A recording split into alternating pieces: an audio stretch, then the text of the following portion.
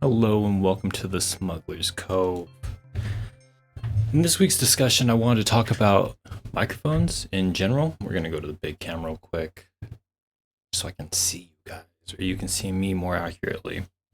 But I wanted to have a quick discussion on microphone types, and being my degree and all, I thought it would be a very applicable subject and a good thing for me to kind of go over.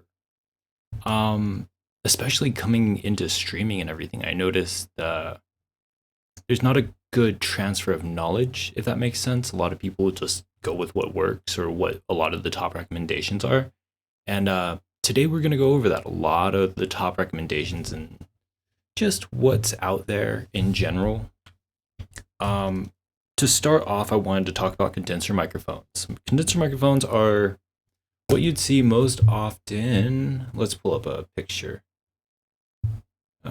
Best podcasting microphone. What is our top condenser microphone? Because you can look at a lot of microphones off the bat and know what they are. Like, I know a lot of these USB mics are condensers in the end.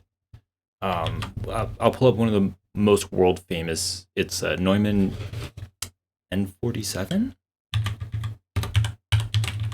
No, U87. Oh dear, how can I forget that one? But if you ever hold one of these mics in your hand, this thing is massive. I am a big guy and it's still a very big microphone. But what you'll notice about a lot of cardioids is they all are very big and have this general shape. I even have 2 cardioid mics at home or here in the studio, and they're about that size. They're as typical as you get.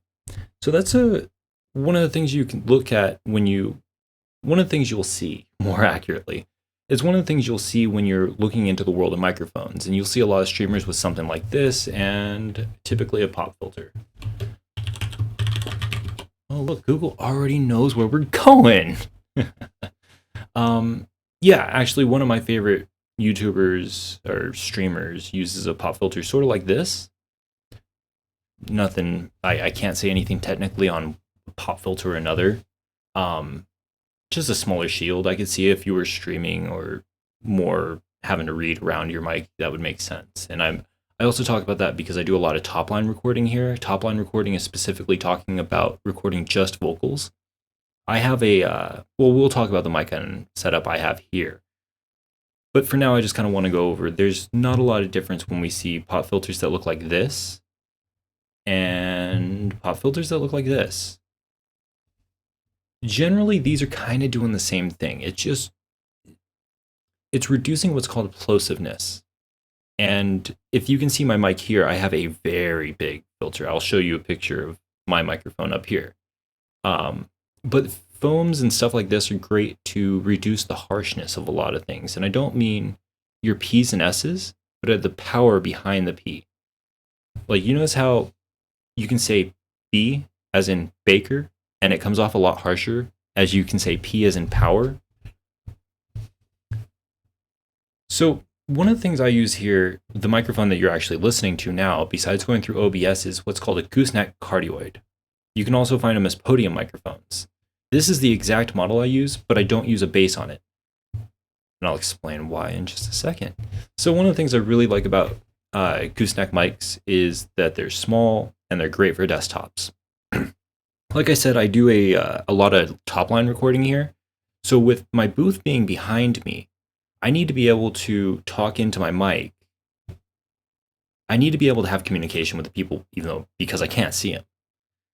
That is one of the biggest things I've always been into gooseneck mics for. The fact that I can set it up very simply and walk away.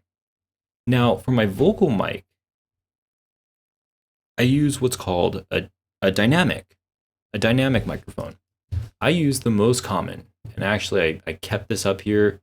I use the SM7B here at home for tracking all of my artists and everybody that walks through, for the most part, besides me on these streams, because I know my voice on this microphone. Everyone that goes through my closet will go through the SM7B unless there's some very specific reason. And just to kind of add on to that point, I will we'll look at one of my favorite websites called Sound Guys. This website is amazing if you're ever looking for headphone reviews, anything audio related, anything sounds like Sound Guys would cover. Please go to these guys. Oh my God, I love them. But going into the SM7B, a microphone that I have loved for, I've had this mic for probably 5 years, and I put it against everything. One of the great things about dynamic mics is that they're a little bit cheaper. And you'll see, I see that here is built like a tank. Where is it? Durable. All right, one of the things I really like about the SM7B is how quiet it is. Like I said, the plosiveness. Most of this microphone, most of this front end on this mic, let's see if we can get a good zoom in going. Yeah, you guys can see that. The back half is really the microphone. From about here on is space to let air push. I don't know how else to explain it. When I use a microphone like the SM57, you can run into things like air and plosiveness really causing issues. And I say issues because they're great. These are great mics for drums and guitar cabinets and even people. But the thing is, with people, you have to make sure you set them off access. Off access is one of the most important things to keep in mind, because you're working with essentially what's air pressure. I don't know if you guys ever played with one. I never got one as a kid, but I saw them in the store, and when I started studying audio, it was one of the best explanations I had to understanding microphones. Is an air cannon. Those air cannons that you'd pull the thing back and it shoots a little bit of air at the person. Yeah, exactly this. This is a great way to think about how you push air out of your mouth. And microphones don't like that much. It's one of the big reasons I suggest, if you're not too familiar with microphones and delivering to a microphone, and I say speaking, when I say delivery, I mean speaking into this microphone, I would suggest a lot of people go for a dynamic microphone. For a lot of the reasons of plosiveness and the ability to control the output. Now you get to a downside of microphones like the SM57, and if that looks too rugged for you, we can throw a windscreen on the top. They color it a little different. And the SM58, one of the best and most renowned live, like, stage microphones. When I say live sound, I mean in a wedding or in a big concert. Every concert you've probably been to, you've probably seen, between this and the 57, there have probably been about 15 on stage. I remember when I first started getting into microphones and knowing a lot of the details of stuff, I would start counting how many I saw on stage, and I almost dare you at your next show, count how many there are of these. That Shure makes a lot of money because they make a great microphone. When I was in college, I went to the Art Institute in San Francisco. They gave us a little starting package, and it had a 57 in it. The only problem I've ever had with the 57 is one wire inside became unsoldered. As soon as I resoldered that microphone, it went back to being one of the most solid microphones. On top of recording, you could probably beat someone with that microphone. In complete honesty, that microphone is built so solid. If I hear a mic hit the ground, and I know that it's that mic, I'm worried about a scuff or two on the microphone just because I like things nice. One of the things I did notice about a lot of the reviews that I saw, because I was also looking at IGN's top, going back to this, is a lot of these microphones are USB, which is great if you are just going for streaming. If you're not really worried about recording anything else on the outside, then I do suggest getting a USB mic of some form. It looks like the Yeti is one of your best ideas or your best your best candidates, I guess we could say. And one of the reasons I say that, on top of the Samson G Track Pro, we'll look at both of these, but two electric condenser capsules with don't worry about sensitivity too much.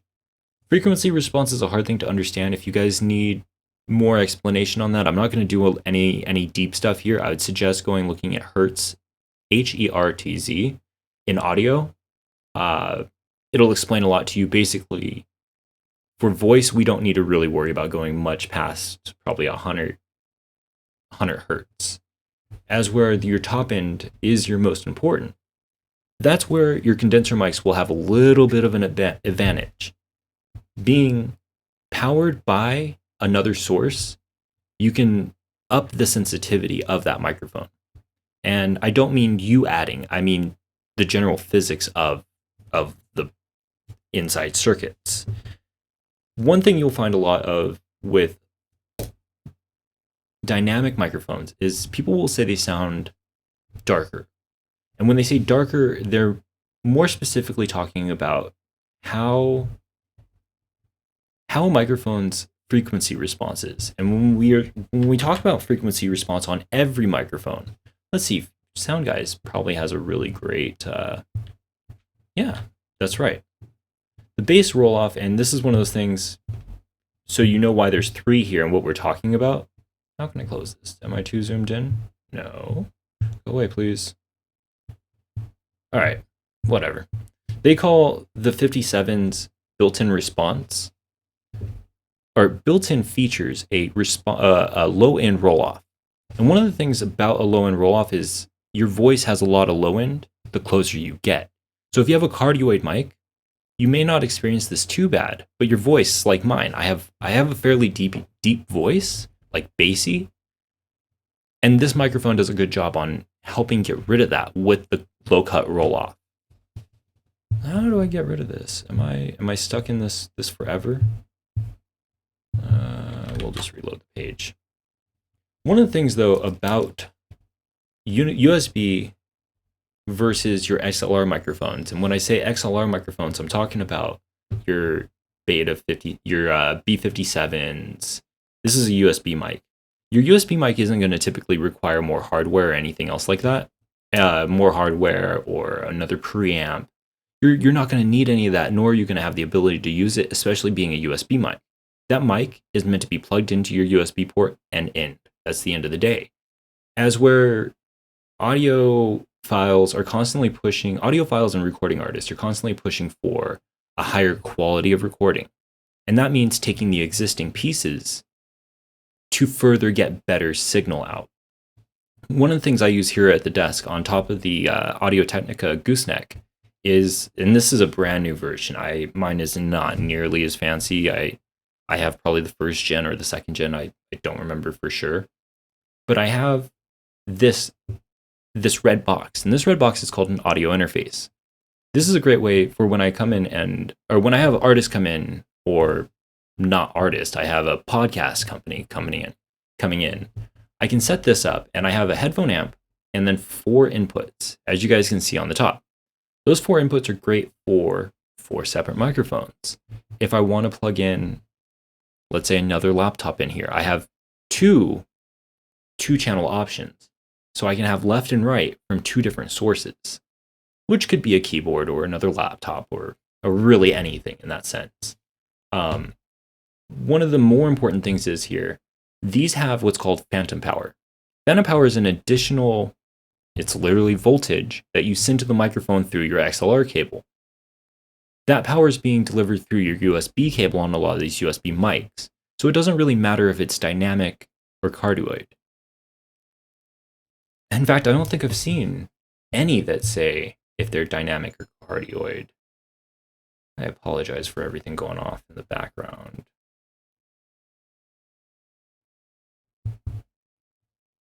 Yeah, I'm not seeing too much here. Let me see.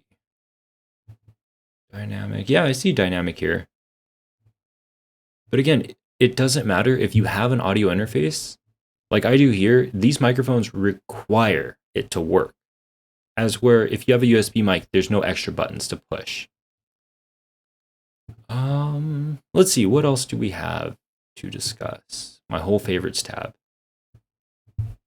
The U87, I feel embarrassed for not knowing that one. It looks like a lot of these USB mics are a really great path if you're not already into audio or have a microphone in some sense. Though if you do ever plan on continuing with any kind of audio career besides just one mic and really you will need a lot more hardware involved. This is the mic that I was really expecting to see further on the list, or a lot higher on the list, the Blue Snowball. Let's see. The Blue Snowball USB microphone is easily the best way to get quality recording without spending much. Slow guy keeps a desktop. That is one other thing. I actually wanted to jump into that. On top of your microphone type is how you're going to have your microphone. And that was one important thing I noticed with having my interface sitting at my desk. I could use the gooseneck straight into the interface and then just have it pointing up. It works in its own way, and I noticed it doesn't damage any hardware. I highly suggest using a mount.